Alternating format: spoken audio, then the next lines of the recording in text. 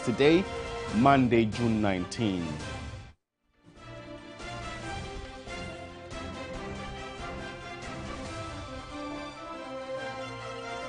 Malians voted in a referendum aimed at paving the way to elections and a return to civilian rule.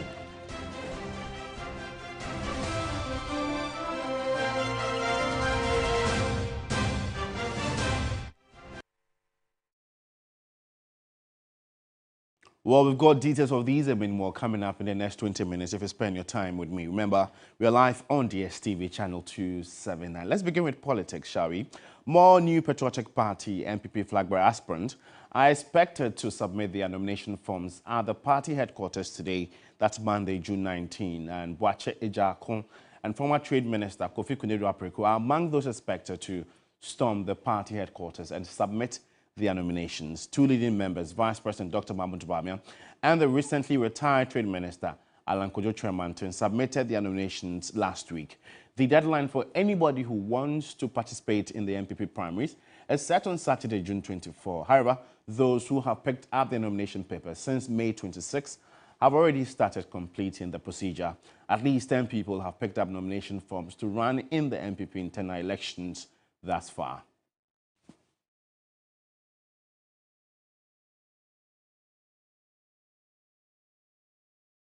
Well, the team will pitch campaign today at the NPP headquarters in Accra and surely furnish with updates in our subsequent bulletins. Let's still stay on politics. The popularity of Vice President Dr. Mahmoud Bawumia with the New Patriotic Party appears to be on the rise. Right after filing his nomination form, the Vice President moved straight into action by starting a tour of the Greater Accra region with visits to Nima in Ayawaso East and La in the Ladadi-Kotopon constituencies. Then on Saturday, the Vice President continued his tour to Sege, Adan, Katamanso and Ashaman constituencies where he interacted with party delegates. One characteristic of the visit is the massive show of love from party members in all the constituencies he visited.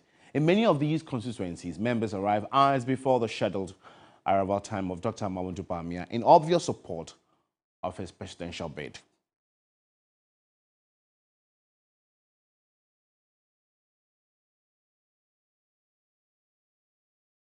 And away from politics, African leaders have been tasked to actively empower local enterprises to promote value addition to locally produced goods across the continent to reduce the overdependency on donor support.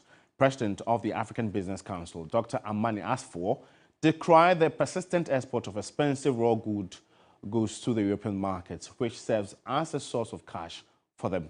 Dr. Asfor made the call at the media launch of the second Africa Priority Dialogue here in Accra. We are here in Ghana with the lovely cocoa, and then chocolate is done outside the continent. The chocolate industry is $127 billion per year, while Africa is exporting all its cocoa industry by several billions only. Ghana is exporting by about 325 million cocoa, which is not at all compared to the huge industry of chocolate in the world. So product development means made in Africa product that is strong, quality, standardized, value added. Because if we want to trade among ourselves, it's not only because it's African, but it's because it's quality and it's standardized. And that's also standardization and harmonization for registration of our African product is a huge importance. That's why we'd love during the second Dialogue of Africa Prosperity Network that we take into consideration how we really harmonize a product. So if we have pharmaceuticals on the continent, we don't have to register every product in every country. We need to harmonize the standards. One is once it is registered in one country, then it is registered in the whole continent. If we are not doing that, so unfortunately we are not realizing the Africa we want.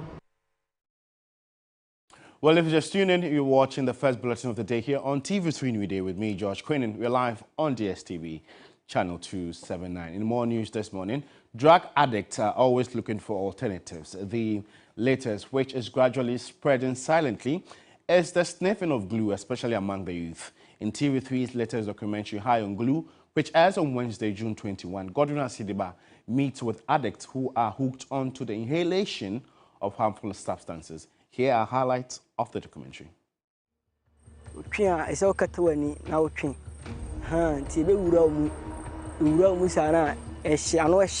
It's very hot and it goes straight into your head.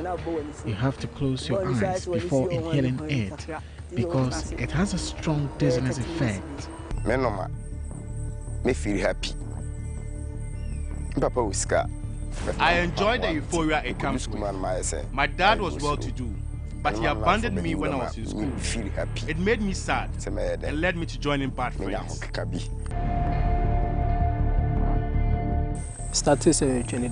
I started sniffing glue 2 years ago. 2 years. I'm 12 years. I'm 19 years.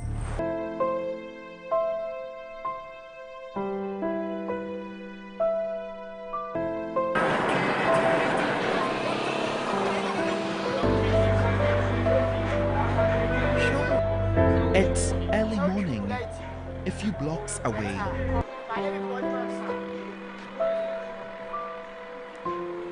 Sitting on a stool in front of a mud house is a young man probably thinking of how to start his day. I am told by residents here that he has an addiction problem. He's hooked on sniffing glue and smoking marijuana. It takes some time convincing him to open up to me for an interview. I spent some time around the area searching for more people addicted to sniffing glue. After some minutes, I spot a familiar face. It's Destiny with a friend. My curiosity and investigative skills set in.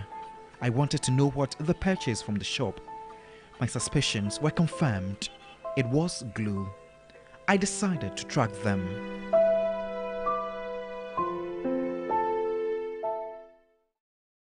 Well, that's an interesting development there. The full interview airs on Wednesday, June 21. Do make a date and follow us on all our social media platforms as well, TV3 Ghana. The University of Cape Coast has been ranked the #1 university in Ghana and West Africa, #4 in Africa, #24 globally for research influence. The Times Higher Education World University Rankings for 2023 placed UCC among the top 400 universities globally. The University of Cape Coast over the years has grown to be a center of excellence, making waves in all fields of higher education. The university has over the years mentored many institutions to train successfully students according to required standards, placing it in high demand for cutting-edge and innovative programs in most of the health disciplines. And as indicated by the Times Higher Education World University Ranking, it is the #1 university in Ghana, #1 university in West Africa, #4 in Africa, #24 globally for research influence, and among top 400 universities globally. Some of these programs are optometry, pharmacy, physician assistantship, medical laboratory, biomedical sciences, medical diagnostic and sonography, nursing and midwifery, sports and exercise science, nutrition and dietetics, and health information system. The focus is not only on Ghanaian students but other nationals as well. Let me also emphasize that University of Cape Coast provides the best mentorship service in the country. Currently, several institutions are knocking on the doors of UCC for affiliation due to the quality of services we offer our affiliate institutions. One of the affiliates is the Ophthalmic Nursing, Public Health Nursing and School of Peri-Operative and Critical Care Nursing Schools at the Kolebu Teaching Hospital and offer post-basic nursing training. Post-basic nurses are essential in strengthening healthcare services in Ghana. Their expertise, compassion, and dedication enable them to address various healthcare challenges and make a significant impact on the well-being of individuals and communities. The 6th joint graduation was on the theme, the role of post-basic nurses in strengthening healthcare services in Ghana, highlighting the invaluable contributions of these dedicated healthcare professionals to our nation's health sector. In more news this morning, Queen Mothers of Kusok traditional area have condemned the attack on a Fulani lady in the area. Meanwhile, 4 people arrested in connection with the incident have been taken into police custody. The victim is currently undergoing psychological treatment. The Queens were at the Upper East Regional Police Command in Bolgatanga to show solidarity with the young lady who was beaten at Kopela, a suburb of Benaba in the Boko West district. The leader of the delegation, Elizabeth Alale, who represented the paramount queen of the Kusak traditional area, decried the situation. We and the Fulanis, we are one. The full base, we are one. But yet, we don't know what is happening. So we are just here looking for peace. And we are advising the youth, whatever they see or they hear, at least they should always be careful. Reacting to certain things will not help. And if something happens, whether you are there or not, don't try to run there to want to go and verify what was happening. The president of the Fulani Youth Association of Ghana, Ahmed Barry, praised the effort of the Queens and urged the police to ensure justice for the victim. It's unfortunate that this thing has happened. They've shown that it is not only a Fulani woman, but a daughter to all of them. We are all into this together. We trust that the security are doing very well, and they will make sure that there will be justice for our sister, our daughter. Still in northern Ghana, the Upper West Regional Coordinating Council has been advised to take action to ensure sustainable land usage and tackle desertification, sand mining and charcoal burning pose serious risks to environmental sustainability in the Upper West region. By 2050, it is predicted that more than 75% of the world's population will be impacted by droughts. In the Wa municipality, the farming town of Sing is well known for its sand mining and charcoal production. Here, the degree of land degradation is commonplace. Osman Abudu, a farmer in Sing, is concerned about the impact of sand mining and charcoal burning on the environment. The destruction of economically important trees like shea and dawadawa for the production of charcoal is another issue. A bag of shea, when you load it, will give you maybe 600. And a bag of charcoal is 80 cedi. One shea tree cannot full one bag unless you cut 2 or 3. But if you have 3 shea trees in your farm and you are picking them, at the end of the season, you can get 2 or 3 bags of shea nut. This year's World Day to Combat Desertification and Drought highlighted investing in women's equitable access to land and restoration goals. This is because as much as we know issues of land, much of it is focused on the male counterparts, but we know women are majority, and particularly for those of us around the Savannah area, we know how much land means to our women. Acting Upper West Regional Director of the Environmental Protection Agency, Emmanuel Legno, warned against unsustainable sand mining. In an area where sand is not mined sustainably, it can take as long as you can imagine for restoration to take place, where there are no trees. The head of the Department of Environment and Resource Studies at the University of Business and Integrated Development Studies, Dr. Abdul Kadri Yahya, noted fighting desertification and drought is a shared responsibility. I personally think that if you do more than what we have done so far, I think desertification as well as drought can be curtailed. Well, let's know what you make of stories that have been aired so far. Just visit our website, 3news.com. Drop your comments and contributions, and we'll surely read them and share them to the rest of the world. And now to finance. Minister of Finance, Ken Ofori-Atta, has affirmed there will be a second round of domestic debt exchange program. And speaking to the media in Accra, the sector minister noted the need to create more fiscal space to speed up the recovery process as the economy is showing signs of stability. Domestic debt exchange, if the question it's about cocoa bills, that's for sure. We're going to do that. About the domestic debt, the US dollar denominated domestic debt, we are going to do that. So that's for certain. Ken Ofori-Atta is of the view government activities on the treasury bills market is not defeating the purpose of the domestic debt exchange program. Not when you have moved from 35% to 20%. Do you get me? So you are gradually finding a way in which you are reducing the rates. It can't just kind of drop like that. But that's a huge change of 15.5 percentage points. And as our revenue base gets stronger, we should be able to reject prices that do not fit the bill. But it will take a while to gradually bring it to where we can support it in the long term.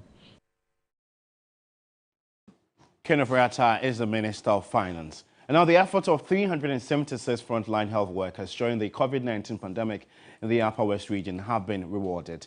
The region recorded 996 cases, 46 deaths, with 74 healthcare professionals surviving it. The Upper West region was the third to record the COVID-19 case occurring at the same time as the Greater Accra and Ashanti regions. The pandemic shut down the world for 3 years, 5 months and a few days, but the resilience, commitment and professionalism of the healthcare workers were evident. Out of the 990 cases reported in the region, 72 were health workers. Fortunately for us, there was no death reported of any health worker as a result of this disease. The Upper West Regional Coordinating Council celebrated deserving health workers for their selfless contributions to the pandemic. You have done what Napoleon couldn't do, but please, we should not let the recipients be complacent. It should spur you on to give up your best to our region. Dr. Hafiz bin Silla hoped the Agenda 111 projects would improve healthcare delivery and prepare the region for future challenges. There's one in Golu, one in Lambuse for Lambuse district, and Wichao for Wa West district. I want to assure you that government is committed to ensuring that all the 5 projects are completed. The awardees were delighted to receive recognition. Kudos to these gallant professionals. And now to the foreign front. Malians have voted into a referendum on changing the constitution that the military rulers and regional powers have said will pave the way to elections and a return to civilian rule. Presidential elections are scheduled for February 2024. Some of the changes in the committee-drafted constitution are contentious, with proponents saying they would strengthen fragile political institutions and opponents saying they would give too much power to the president. The military government, which seized power in coups in 2020 and 2021, promised to hold a plebiscite as part of transition to democracy under pressure from the Economic Community of West African States, ECOWAS.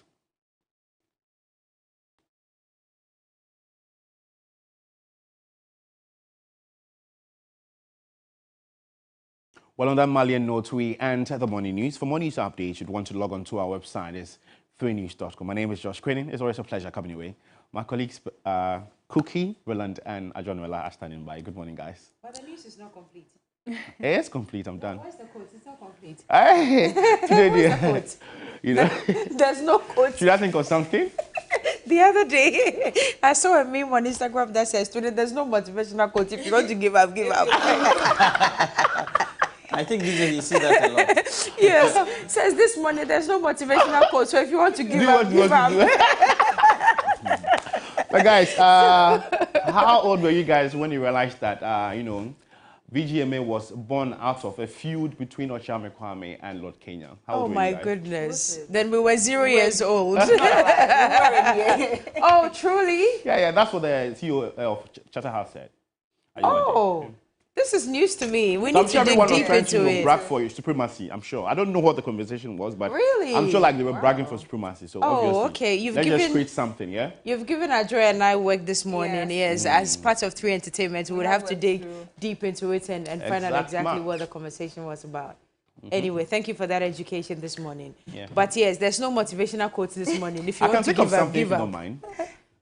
You want to think of something? That's okay. It's okay. We'll excuse you for today. Think about it this morning, and tomorrow you exactly use that up for tomorrow. Yeah. All right. Yep. Good morning to you, ladies. Happy Father's Day. Thank you. How are you all? How was it yesterday? It was fantastic. Yeah, but it's still Father's Day. Yeah. And happy Father's Day to everybody else who is always tuning into the show. We're grateful. Salut for combat, Boku. Presbyterian Hospital, CEO for the Combat Pharmacy Group. And, well, we're talking about you based in Northern Ghana, especially Patton Accra as well. Yeah, coming to youth, and then from all of us as well. And then, of course, Lydia Nyamba. Lydia Nyamba. I want to say National Association of Teachers Central Region Office. Yeah, it is. I want to